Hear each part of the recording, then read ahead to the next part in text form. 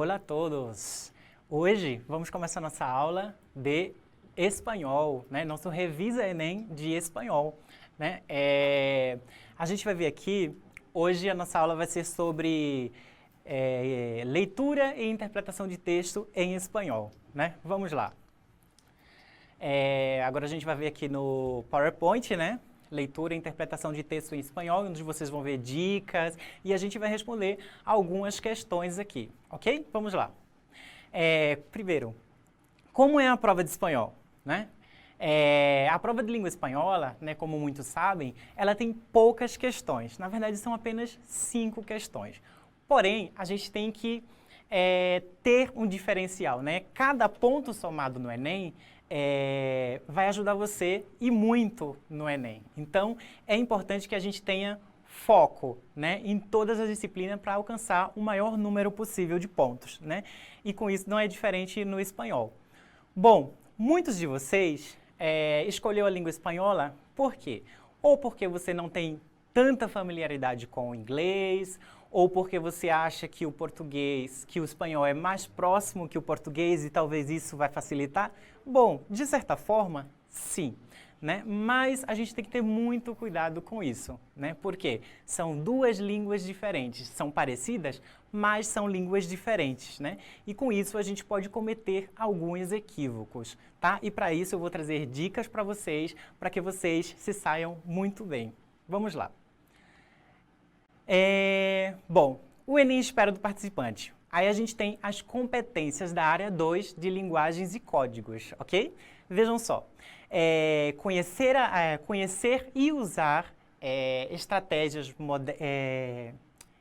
conhecer e usar línguas estrangeiras modernas como instrumento de acesso à informação e à estrutura e outras culturas e grupos sociais, né? Isto é, a língua vai servir para você como um instrumento de acesso ao conhecimento, à cultura de outros povos.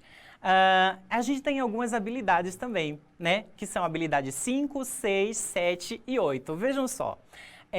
Habilidade 5, né? A gente vai associar vocábulos, isto é, palavras e expressões de um texto em língua estrangeira moderna ao seu tema. Isto é, quando a gente fazer a leitura, né, a gente vai observar a função dessas palavras, o significado dessas palavras e dessas expressões dentro do texto.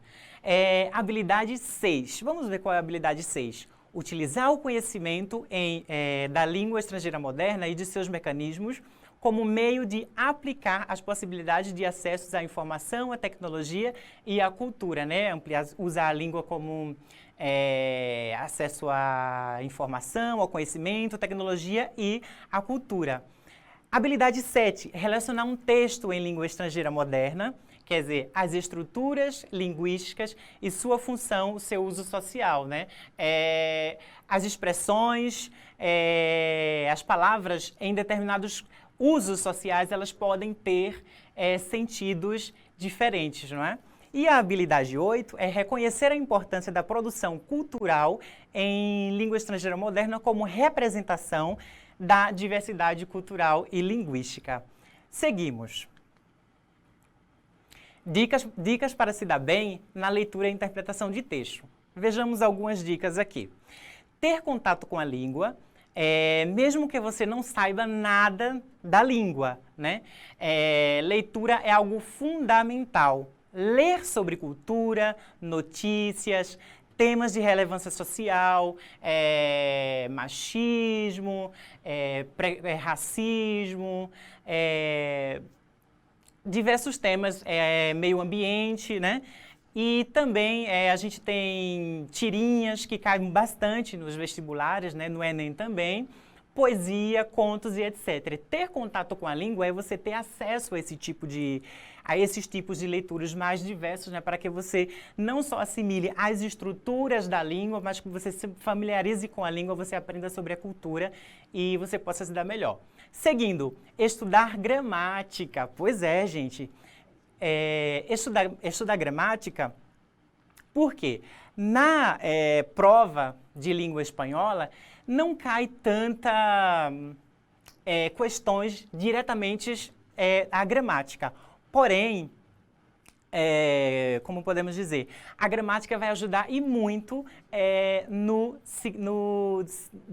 sentido das coisas que você vai ler, né? A gramática vai ajudar na estrutura, a entender a estrutura, aos sentidos que tem, né? A gente tem também aqui os falsos cognatos, que é uma coisa que pode assustar algumas pessoas, mas eu vou dizer para vocês que não é assim um bicho de 7 cabeças, né? É porque a gente tem, vamos falar um pouco, a gente tem uma grande quantidade de palavras iguais nas duas línguas, né? Porém, que significam as mesmas coisas, mas a gente também tem outras palavras que significam coisas diferentes, não é? Então a gente tem que ter um pouco de cuidado com isso e estudar os falsos cognatos, sei lá, pesquisar um pouco sobre falsos cognatos, né? É importante, também conhecido como falsos amigos, né? Seguindo aqui, pessoal, ainda nas nossas dicas. Vamos aqui no PowerPoint. Agora, já na hora da prova. Leia o título, ele vai te ajudar no entendimento do texto. Observar o contexto ao qual o texto está inserido, isso é importante, buscar isso no texto, né? Não fique preso à tradução de palavras, pessoal. Olha, se você ficar preso às palavras, você vai perder muito tempo na prova, né? Então, o que acontece? Você tem que entender o significado dessas palavras a partir do contexto, a partir da frase, a partir do parágrafo, né? Então, é muito importante vocês não perderem tempo. Então, achou uma palavra que você não sabe o significado? Lê toda a frase, lê todo o parágrafo que, de repente, você pode encontrar um sentido para esta palavra, ok? Vamos seguir aqui. Leia com atenção o enunciado para saber o que a questão pede, tá? Não deixe de fazer isso com muita atenção.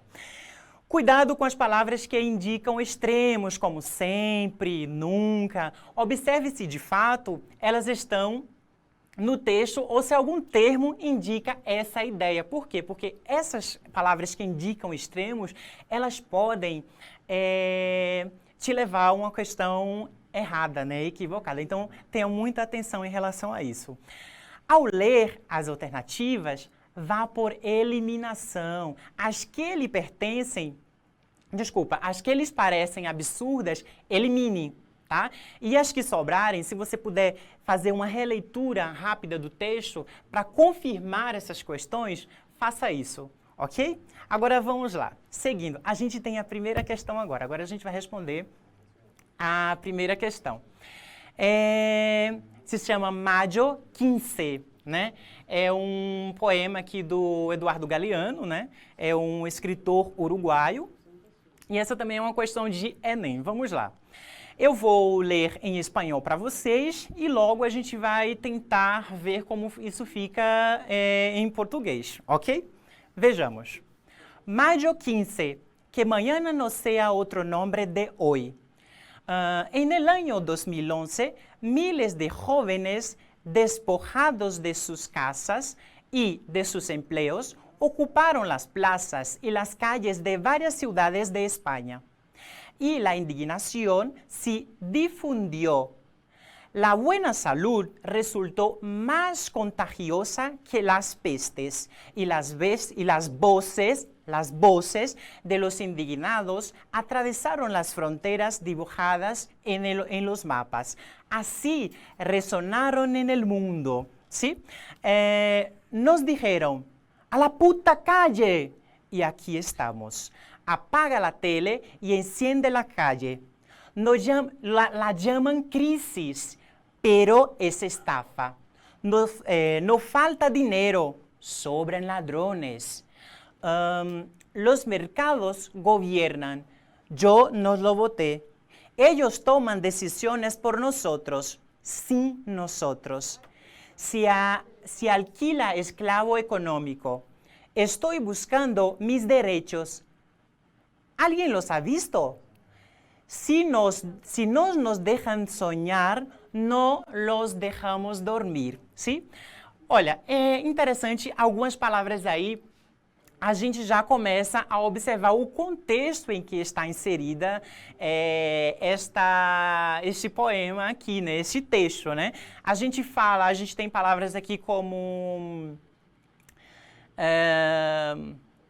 vamos dizer, indignação, né? Indignação. Algumas palavras vocês conseguem fazer essa tradução, porque são palavras, né, bem próximas aí do português. Por exemplo, essa palavra é indignação. As palavras geralmente no português que terminam em ão, em espanhol, elas vão terminar em ion. Então, essa palavra é uma das palavras-chave, né? Então, preste atenção. Aí a gente tem aí também duas vezes, né? Na primeira e segunda, essa palavra indignação está na terceira linha, né? E lá a indignação se difundiu. Agora, olhem na quarta linha. Na quarta linha a gente tem e las voces, vozes. E las voces de los indignados atravessaram las fronteiras. Então, assim, a palavra indignado, ela aparece duas vezes aí, não é? Além disso, aparece as reivindicações, né, dos indignados, na verdade, né?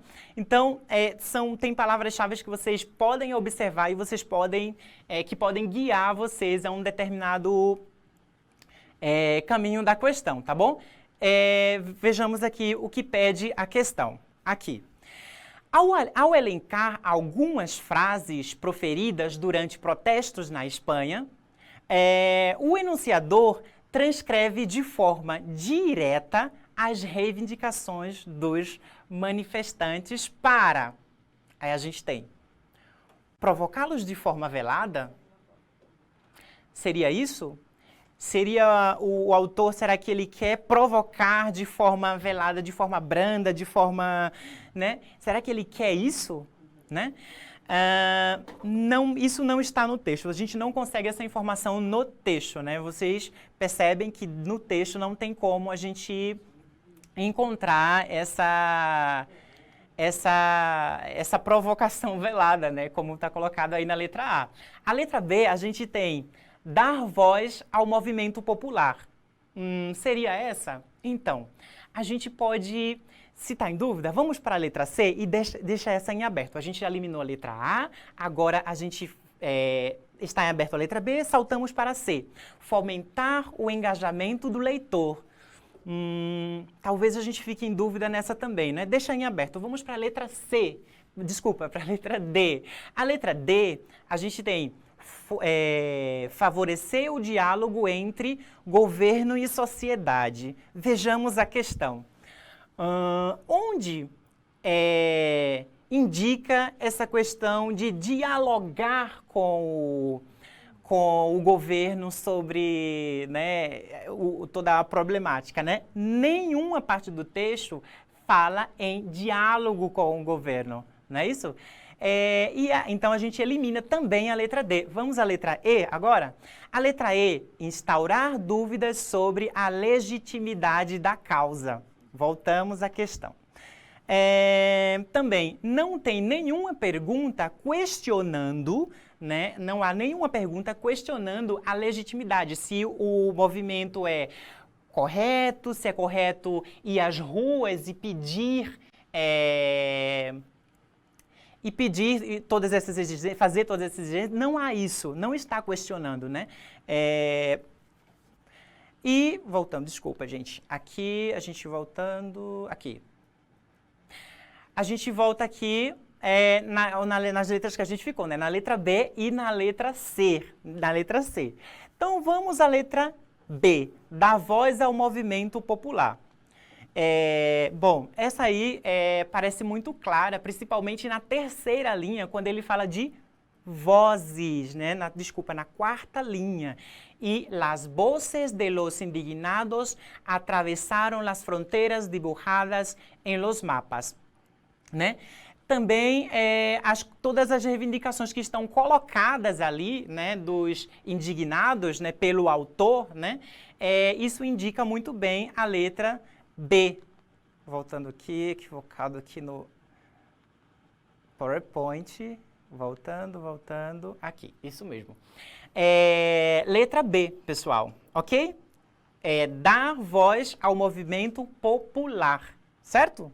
Bom, agora, passando aqui, a gente tem uma outra questão, tá? A gente tem uma outra questão, que é emigrantes. Emigrantes. É um texto também, de certa forma, é um texto tranquilo, tá bom?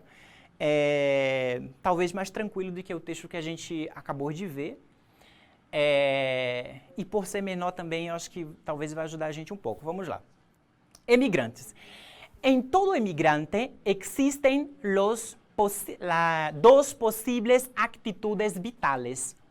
Una, la de considerar su experiencia como aventura pasajera, vivir mental y emocionalmente en la patria de origen, cultivando su nostalgia y definir la realidad presente por comparación en el mundo que se ha dejado.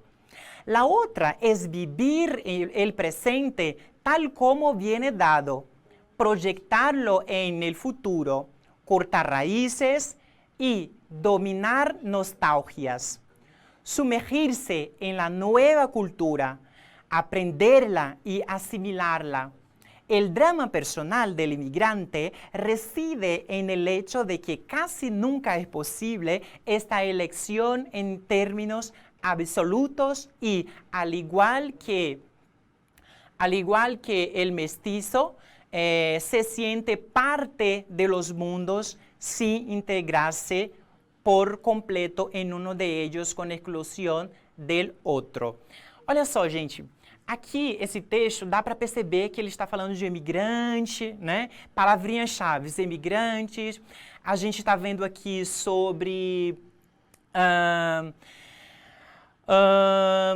os pensamentos que passam na mente do imigrante, né? Ele saiu de uma região que ele mora e está em um outro lugar, mas aquele lugar de onde ele veio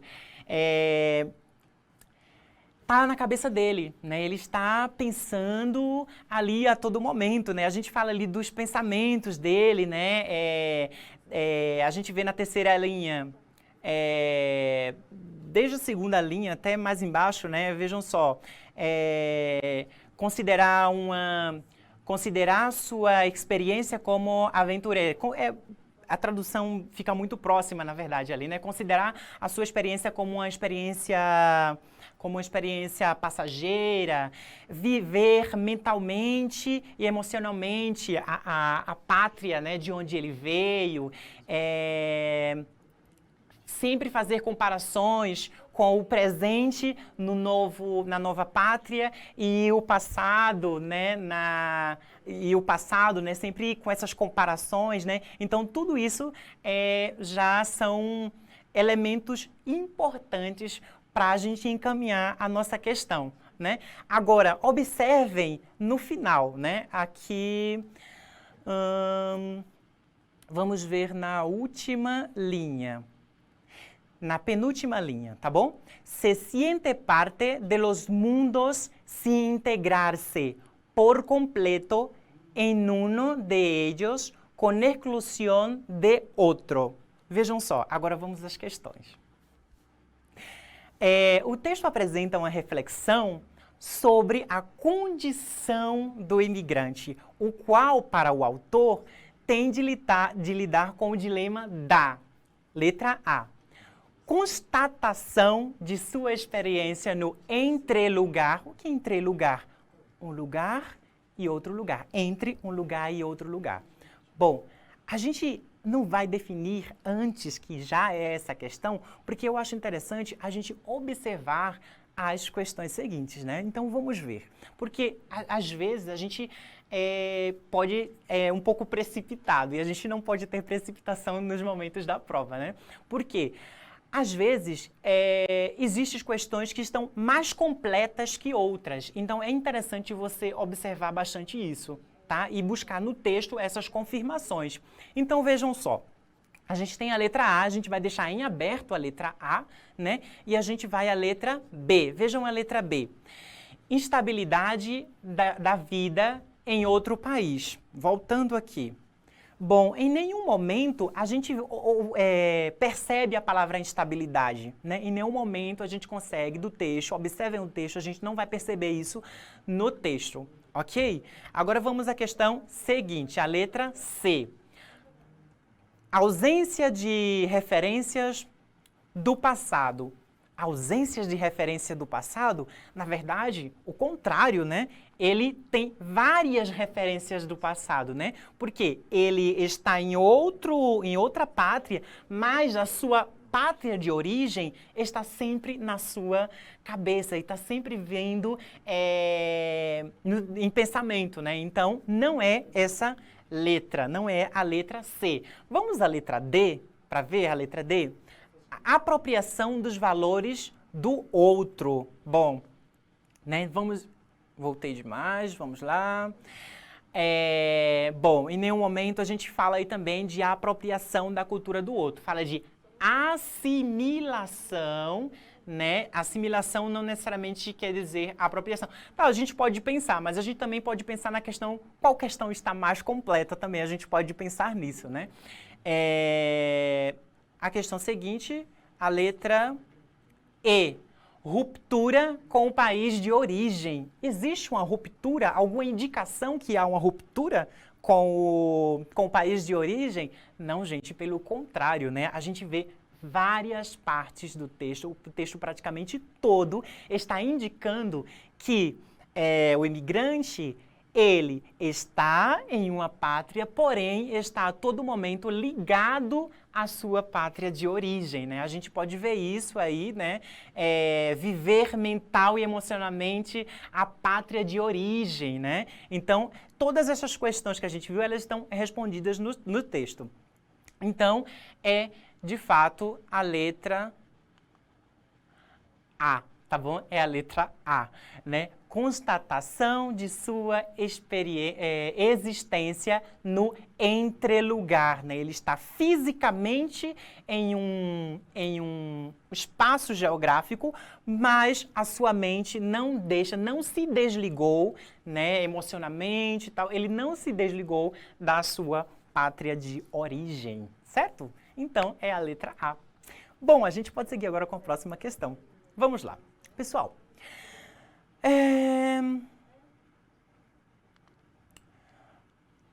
bom, essa questão é um texto um pouco grande, né? Mas a gente tem algumas dicas para vocês. Algumas dicas que a gente já fez em outras questões, algumas palavras-chave, que você pode ler o texto uma vez e depois você não precisa ler ele todo por completo. Vocês vão perceber que esse texto é um texto relativamente tranquilo, né?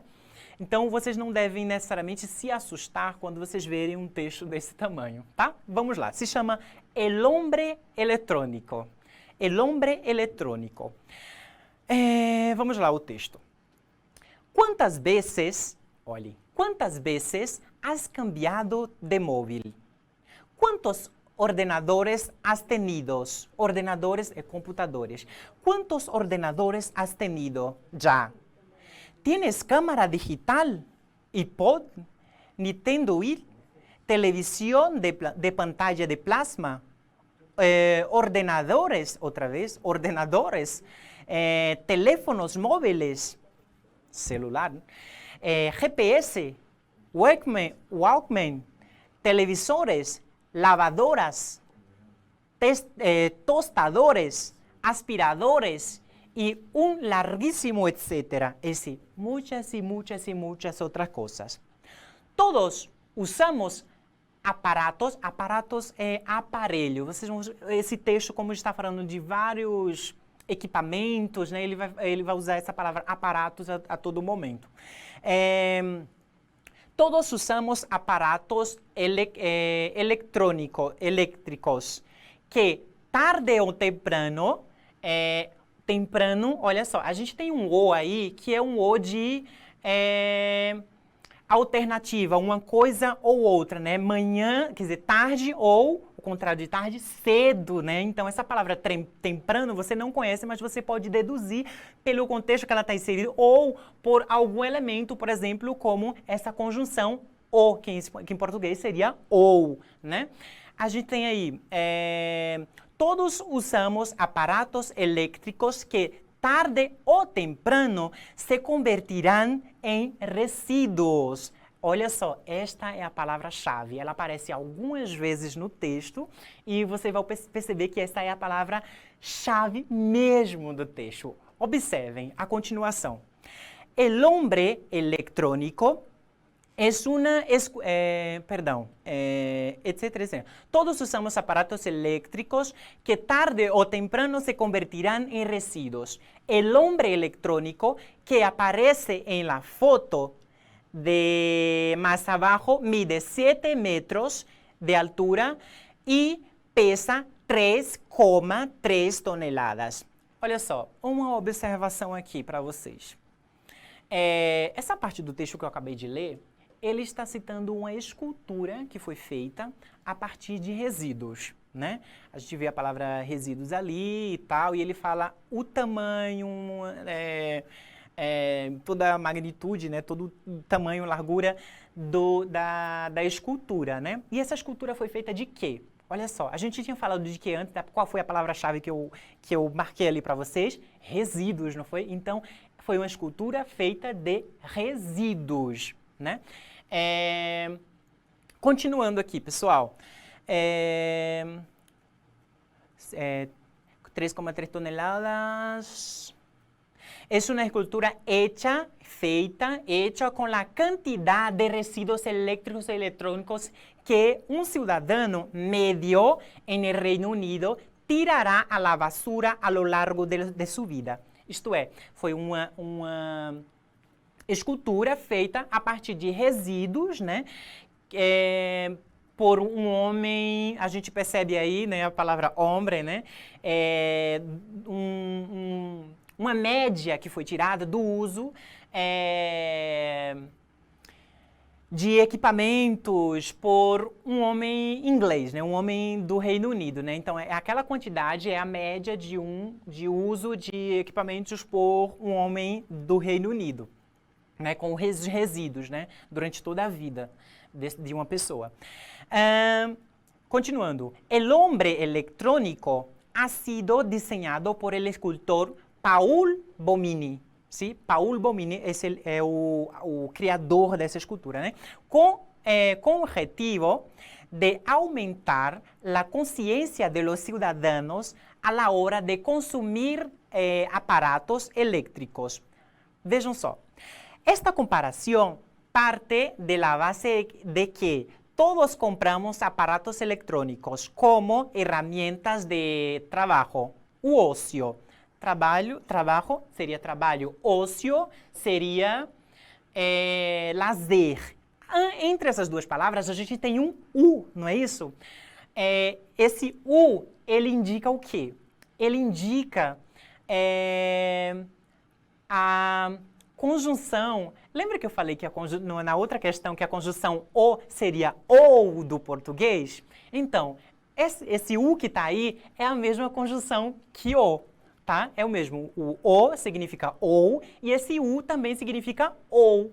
Porém, esse O ele é usado apenas quando a próxima palavra depois dele começa com O, para não se repetir. O, então se coloca um U. Então, para vocês não estranharem, esse U é a mesma coisa que O, certo? Que ou do português. Pero preguntándonos unas cuantas preguntas podemos inducir cambios en nuestro comportamiento que beneficiarán al medio ambiente. Olha outra palavra-chave, gente. Importantíssimo isso. Vejam só. A gente usou aí a palavra resíduos e depois a gente usa a palavra meio ambiente, né? Então, o texto ele está falando sobre o meio ambiente e o descarte que a gente faz, que nós, seres humanos, fazemos de todos esses aparelhos que a gente usa, né? De computadores, de televisores, de tudo isso que a gente joga no meio ambiente e o que a gente está provocando no meio ambiente, né? Então, olha a chave da questão, a gente encontrando aí, né? Seguindo. Otras personas y a nosotros mismos, Aí vem uma série de perguntas novamente. ¿Tienes algún aparato eléctrico o eletrônico que não necessitas. Percebem que o O apareceu aí de novo, gente? Só que O, né? Não U. Podría ser más responsable a la hora de comprar electrónico. No, perdón, de comprar un nuevo producto electrónico. ¿Podrías reciclar o reparar estos productos una vez que se han quedado obsoletos ou se han roto, é dizer, quando algo não serve mais, né, ou quando se quebrou, né? E a última frasezinha aí, intentas ahorrar energia em tu... não consigo ver mais, mas tudo bem, não tem problema, isso não vai influenciar na questão. É uma palavrinha só que fica lá embaixo no PowerPoint, mas deixa eu ver aqui. Não dá pra ver. Mas não tem problema, é só uma palavrinha, não vai interferir muito no nosso... A gente já conseguiu encontrar a chave da questão, não é isso? Então, a gente vê aí que no texto ele está falando de uma série de aparatos, de aparelhos eletrônicos que a gente usa, de celulares, de televisão, de computadores, né, de todo tipo de aparelhos que a gente usa. Aí ele está falando sobre isso. Depois, em seguida, ele começa a falar de resíduos, né, que quando a gente não precisa mais, a gente joga em algum lugar. Depois ele começa a falar de quem? Do homem... do artista que construiu uma escultura a partir de resíduos, né? Para mostrar o quê? O quanto se usa, o quanto cada um de nós usamos durante toda a vida um monte desses produtos aí, né? E depois, no final, ele faz um monte de questionamentos, né? Será que a gente precisa de tudo isso? Você é seletivo, vou dizer a palavra seletivo, talvez, na hora de você comprar os produtos e tudo isso, né? Então, vamos lá à questão, né? Seguindo aqui no PowerPoint, temos... a pergunta: considerando a necessidade de assumir uma conduta mais responsável com o meio ambiente, olha só, considerando a necessidade de assumir uma conduta mais responsável com o meio ambiente, Paul Bomini criou a escultura O Homem Eletrônico para... Aí a gente tem, letra A, incentivar inovações em reciclagem para a construção de máquinas. Bom, em alguma parte do texto a gente consegue perceber isso, que em nenhum momento ele fala sobre a criação de alguma máquina, né? Ele criou uma escultura, mas ele não diz que a gente vai criar uma máquina, para criar uma máquina, não tem nada a ver com isso, não é isso? Letra B, vamos ver a letra B. Propor a criação de objetos a partir de aparelhos descartáveis. Bom, essa é bastante parecida com a anterior, né? Mais ou menos. Criar objetos, foi isso que eu vi? Perdão, vamos lá, voltando. Ele propôs a criação de objetos? Em nenhum momento a gente percebe isso, né? Primeiro ele cita um monte de aparelhos, depois ele fala o que foi feito com isso, para quê? Para mostrar determinada coisa, não propor a criação de objetos. Voltamos à questão. Letra C, vamos ver a letra C. Divulgar o lançamento de um produto eletrônico sustentável, né? Essa já, de cara, a gente já percebe que não é. Ele não pretende lançar objeto nenhum, né? Pelo contrário, né? Ele indaga a gente sobre o nosso consumo de aparelhos e uma série de coisas, né? Ele cria um objeto lá e fala, olha, nós consumimos muita coisa durante nossa vida. Olha o que é possível por imagina, cada ser humano consumindo uma quantidade de coisas dessas aqui. Então, essa questão a gente já elimina ela, que é a questão C, não é? Vamos à questão D. A questão D está dizendo problematizar o descarte, problematizar o descarte inconsequente de equipamentos. Bom, essa questão parece que está bem claro, né? Mas como falta uma questão, a gente vai ver ela, tá bom? A gente pula a letra D e a gente vai à letra E agora. Vejamos a letra E. Alertar sobre as escolhas tecnológicas da população. Alertar sobre as escolhas tecnológicas da população. Bom, a gente pode ficar um pouco em dúvida em relação a essa questão, né, sobre alertar as escolhas tecnológicas da população. Mas a primeira questão me parece muito mais completa. É aquilo que eu falei para vocês lá no início, né? A gente tem que observar a questão que é mais completa, né? Então, essa primeira de problematizar o descarte, por que problematizar o descarte? Porque a todo momento você está falando de resíduos, né? Como eu falei, indiquei para vocês de resíduos, o que é resíduos, né? Os descartes de tudo que a gente, né? E ele questiona a todo momento, inclusive ali no final com um monte de perguntas, né? Se você tem isso, se você, desde o início, né? Você tem celular, computador, não sei o quê, tudo isso que você tem é necessário, então é a questão D de dado, né? Problematizar o descarte inconsequente de equipamentos, né? Será que a gente tem um tempinho ainda, gente, para ver uma outra questão? Vamos lá? Temos tempo, rapidinho a gente vê, porque a próxima questão é uma questão pequenininha, né? Então, eu trouxe aqui para vocês uma charge, né? Vai cair questões para vocês assim, né? Questões com desenhos, e vocês têm que analisar o texto e vocês têm que analisar o desenho também, ó, fazer toda uma observação. Então, a gente vai ver aqui que essa charge, na verdade, ela tem duas cores, né? Uma cor escura e uma cor clara acima, não é?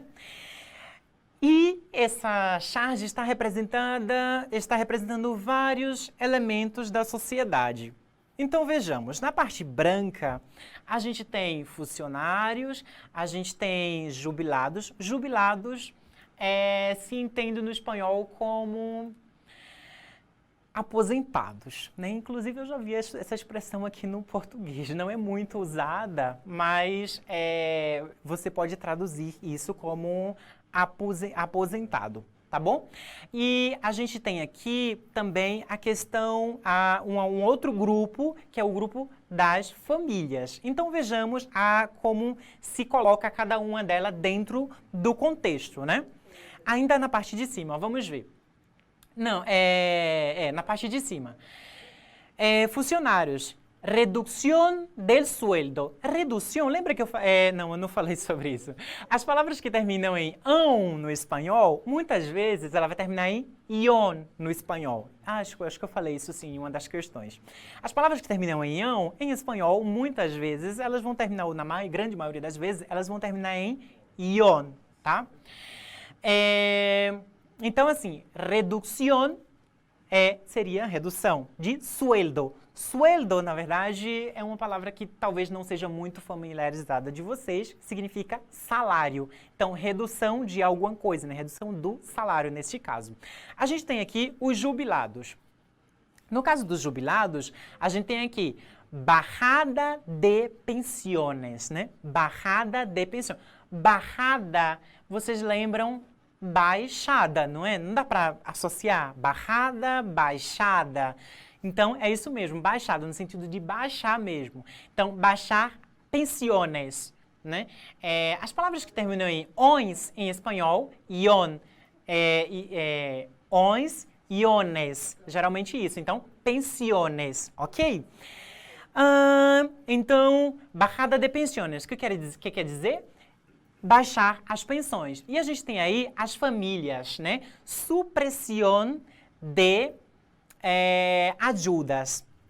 No caso, quando fala supressão de ajudas, é retirar a ajuda. Ajuda à família. Quando se fala de ajuda à família, está falando de famílias que precisam de ajuda, né? No caso, são famílias pobres, famílias que necessitam, que têm pessoas desempregadas, né? Nesse sentido. Então, a esse grupo que está na parte branca, tem toda retirada de diminuição do salário, baixar as pensões e retirar a ajuda às famílias mais necessitadas. Observem, na parte de baixo, a gente tem algumas outras figuras, né, na parte mais escura ali. A gente percebe uma canalização onde escorre esses cortes da parte de cima, né, no caso dos mais pobres, dos assalariados, né, dos que contribuíram durante toda a sua vida trabalhando, né, essa canalização, ele vai retirando, né, canalizando todo esse dinheiro para um determinado lugar. Que lugar é esse?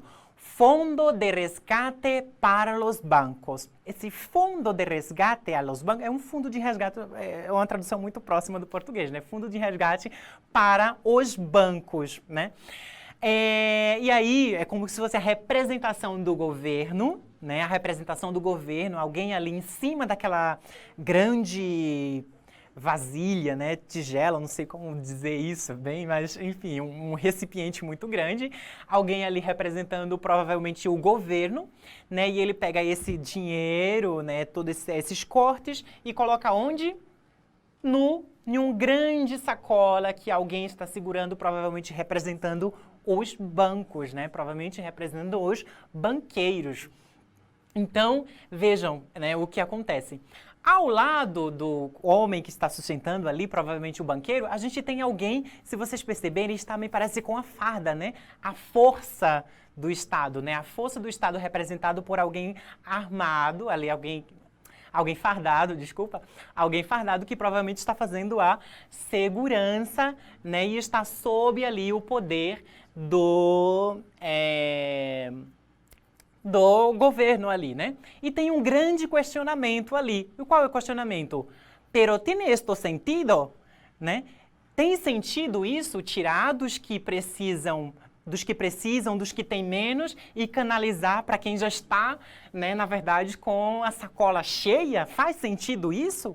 Então, a gente vai ver agora as questões aí sobre, né, isso. Então, percebam que eu analisei as palavras que estão aí, as frases, as expressões e também o desenho, né? A gente observou também os desenhos. Então, vamos lá na questão. Bom, a charge apresenta uma interpretação dos efeitos da crise econômica espanhola e questiona. Vou ler novamente para vocês, tá bom? A charge apresenta uma interpretação de efeitos da crise econômica espanhola e questiona. Letra A. Decisão política de salvar a moeda única europeia? Será que essa seria a alternativa? Vamos lá. Aqui embaixo a gente tem uma bolsa grande com símbolo do euro, né? O euro é a moeda da União Europeia. Mas, na verdade, a gente sabe que tem outra coisa ali que é muito mais forte, né? Fundo de resgate para los bancos. Isto é, já está indicando que não é para fortalecimento da moeda, e sim para um fundo de resgate dos bancos, né? Seguimos aqui com a letra B, pessoal. A letra B, a gente tem aqui congelamento dos salários dos funcionários. A gente pode até pensar, olha, talvez seja essa questão, né? Pode pensar, talvez seja essa questão. Mas observem lá que quando ele fala dos salários dos funcionários, ele não fala em congelamento. Então, vocês têm que observar bem a questão e marcar a questão mais correta, como eu havia dito para vocês. Então, observem, aqui em funcionários a gente tem redução de sueldo, é a redução, não é o congelamento. O congelamento está ali congelado, né? A redução, ela diminui, então não é o congelamento, né? Seria a redução. Então, essa questão B não é a questão B. Vamos à questão C? Bom, a questão C, apatia da população em relação à política. Bom, poderia ser a apatia da população, poderia ser a apatia da população, mas não Um minutinho aqui para vocês. Aqui, achei. Não é a apatia da população, né? Existem outras questões aí sociais envolvidas, né? A letra D, confiança dos cidadãos no sistema bancário. Essa parece uma piada, né, gente? Observem essa letra D.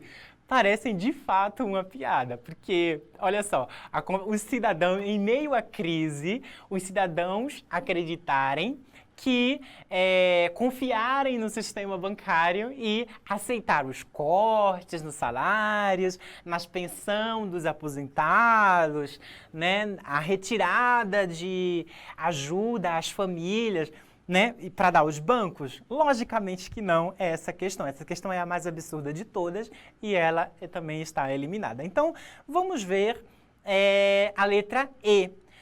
Tudo isso seria a letra E, sim?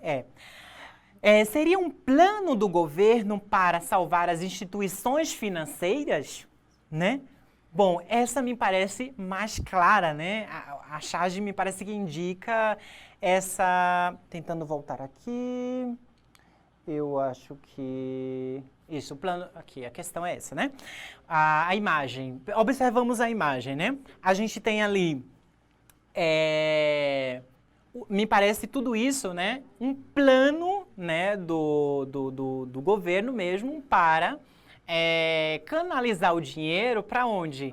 Para os bancos, né? Eu acho que a imagem deixa ela muito clara. Eu acho que de todas as questões que a gente viu, eu acho que essa é a mais evidente, a mais clara, assim, que a gente percebe e fala essa questão. Mas, bom, enfim, foi importante a gente ter visto todas estas alternativas e aí para a gente ir para a última questão com certeza. Algumas dessas alternativas eram bem absurdas mesmo e a gente já de cara já podia eliminar, né? Mas, enfim, a gente percebe que quando a gente observa bem a imagem, as palavras, tudo isso, né, a gente consegue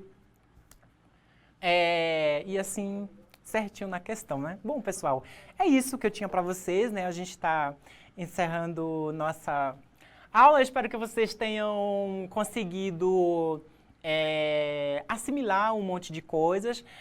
Como eu falei lá no início da aula, aproveitem a leitura. A gente ainda tem tempo daqui para a prova, então vocês devem aproveitar esse tempo para ler charges, notícias, né? Leiam bastante, porque isso vai dar vocabulário a vocês. Pesquisem sobre falsos cognatos, pesquisem sobre verbos, eu não falei aqui, não é? Mas pesquisem sobre verbos, sobre os artigos e sobre os pronomes também. Os pronomes vão dar ajuda bastante para vocês. Então, é isso. Um beijo aí no coração de vocês e até logo.